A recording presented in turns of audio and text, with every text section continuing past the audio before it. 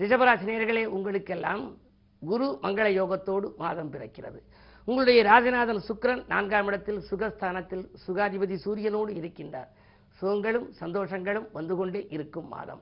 அது மட்டும் அல்ல, ஆர்வம் காட்டாத செயலில் கூட ஆதாயம் கிடைக்கின்ற மாதம் என்று கூட சொல்லலாம். உங்களுடைய ராஜநாதன் சுக்கிரன் சுகஸ்தானத்தில் இருப்பதனாலே சகல யோகங்களும் உங்களுக்கு வரப்போகின்றது. அது மட்டுமல்ல, சுக்கிரன் நீச்சம் பெறுவதற்கு முன்னதாகவே, அதாவது ஆவணி 10ஆம் தேதி சுக்கிரன் நீச்சம் பெறுகின்றார். அதற்கு முன்னதாகவே நீங்கள் சில கடமைகளை செய்து விடுவது நல்லது. இருந்தாலும் 6க்கு அதிபதியாகவும் உங்களுக்கு சுக்கிரன் இருப்பதால் 6, 8, 12க்கு அதிபதிகள் நீச்சம் பெறுகின்ற பொழுது நன்மைகளை செய்வார் என்பார்கள். எனவே நீச்சமாக வந்தாலும் கூட அதன் பிறகும் உங்களுக்கு ஓரளவு நன்மைகள் கிடைக்கும். தொழில் உத்தியோகம் சிறப்பாக இருக்கிறது. கல்விக்காக எடுத்த முயற்சிகள் உங்களுக்கு கைகூடலாம். பிள்ளைகள் வழியில் நீங்கள் பெருமையான செய்திகளை கேட்கப் போகின்றீர்கள்.